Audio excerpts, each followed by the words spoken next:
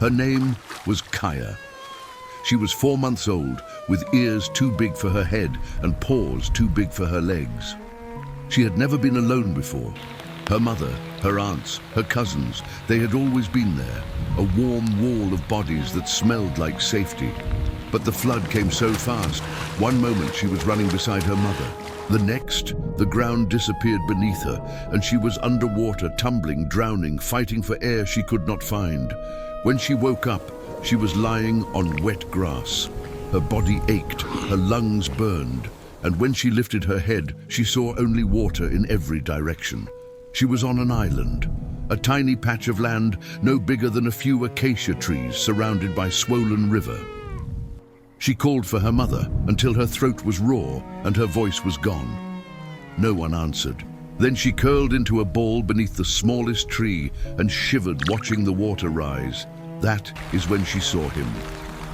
At first, she thought it was a rock, a grey, round rock near the edge of the island, half submerged in the shallows. But then the rock blinked. 2 small eyes set high on a broad head stared at her with an expression she did not recognize. Not hunger, not fear, something else, curiosity. His name was Omi. He was also 4 months old, with skin that looked like wrinkled stone and a mouth that seemed too wide for his face. He had been following his mother through the deep channel when the current tore him away. Now he stood in the shallows, watching the small golden creature on the shore. He had never seen a lion before, not up close. His mother had taught him to recognize their shape, to feel the danger in their presence.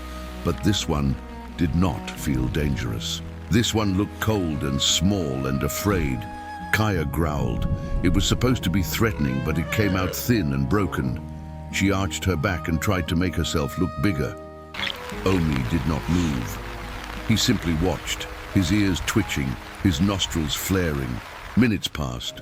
The rain began to fall again, softer now, a grey curtain between them and the rest of the world. Then Omi took 1 step forward and pushed a clump of wet grass toward her with his nose. He did not know if lions ate grass, but he knew she was alone, and he was alone, and the storm was not finished with them yet. Kaya did not eat the grass, but she stopped shaking. She looked at the strange grey creature with the patient eyes, and for the first time since the flood took her, she did not feel completely lost. The first night was the hardest. Kaya found a spot beneath a fallen log where she could stay mostly dry. Every sound made her flinch, every splash, every rustle. Omi stayed in the shallows, only his eyes and ears above the surface. He watched for crocodiles. He listened for danger. And whenever Kaya whimpered in her half-sleep, he made a low, rumbling sound in his throat. It was not a word. It was not meant to be. But somehow, it carried the weight of presence, of not being alone. By the second day, the sun came out. Kaya was hungry now, truly hungry. She tried to catch a frog, but it was too fast. She tried to catch a fish, but the water scared her. Omi watched her fail. Then he waded out of the shallows and onto the shore. His legs were not made for land, and he moved awkwardly. But he kept going until he reached a muddy pool on the far side of the island. He looked at Kaya. Then he stomped his foot into the mud. Fish scattered everywhere. Some flopped onto the grass. Kaya understood. She pounced on the fish before they could escape. It was not elegant. It was not how lions were supposed to hunt. But it was food. Omi made that rumbling sound again. His eyes softened. His body relaxed. If hippos could smile, he was smiling. The days passed, the water began to recede, and something strange happened on that little island, something that should have been impossible. They played. Kaya would stalk through the grass, practicing her hunting crouch. Omi would pretend not to notice until she pounced. Then he would spin around, surprisingly fast, and she would scramble away, making that chirping sound lion cubs make when they are happy. They developed their own way of understanding each other. When Omi rumbled low and slow, Kaya learned it meant the water was calm. The crocodiles were far. When he grunted sharp and quick, she knew to climb higher, to watch the river. When Kaya's ears went flat and her tail tucked, Omi would move closer to the shore, ready to offer the safety of the shallows. At night, they slept near each other, not touching but close enough to hear each other breathe, close enough to know they were not alone. They did not know they were supposed to be enemies. No one had told them yet. On the seventh day, Kaya heard a sound that made her heart stop, a roar, distant but unmistakable, the voice of a lioness calling for her lost cub. Kaya roared back, stronger than she had ever made before. Across the water on the distant shore, she saw golden shapes moving through the grass. Her family, they had found her. She ran to the edge of the island, ready to swim home, but then she stopped. She turned around. Omi was still in the shallows, watching her. He did not follow. He knew he could not follow. From the opposite direction came another sound, a deep bellow that shook the water itself. Omi's mother, rising from the river channel, searching for her son. The lionesses saw the hippo. The mother hippo saw the lionesses. The air grew thick with tension, the old rules pressing down on all of them. Kaya walked back to Omi.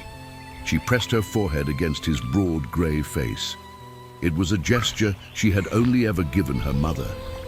Omi closed his eyes and leaned into her, just for a moment. Then Kaya turned and walked to the water. She looked back once. Omi rumbled, low and steady.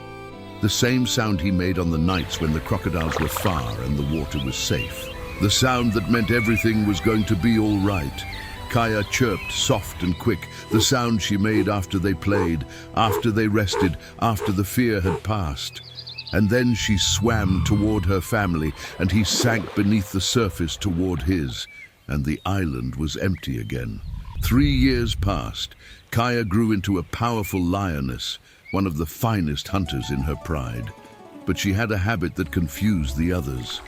At dusk, she would walk to the riverbank and sit there, watching the water. The others thought she was looking for prey. She was not. Omi grew into a massive bull hippo, respected for his calm temperament. But he had a habit too. When the pride came to drink, he would surface nearby and watch. The others thought he was guarding territory. He was not. One evening, as the sun painted the delta in shades of gold and pink, Kaya came to drink. And there, in the shallows, was a grey shape with patient eyes. They did not touch. They could not anymore. The rules had returned, but Kaya made a sound, low in her throat. A rumble, strange, coming from a lioness. And Omi made a sound too, a chirp, soft and brief. Stranger still, coming from a hippo. Sounds they had no reason to know. Sounds that belonged to another species. Sounds they had learned on a tiny island years ago, when they were just two frightened children trying to survive. And for just a moment, they were not a lion and a hippo. They were Kaya and Omi. They were children on an island. They were proof that the borders we inherit are not always the borders we keep. I think that is what I love most about this story. It reminds me that friendship does not ask permission. It does not check if you are the right species or the right size or from the right side of the river. It simply happens when two hearts recognize something familiar in each other. Maybe you have a friendship like that. Someone who should not make sense, but does. Someone who taught you that the rules are not always as fixed as they seem. If you do, I would love to hear about it in the comments. Thank you for being here. Until next time.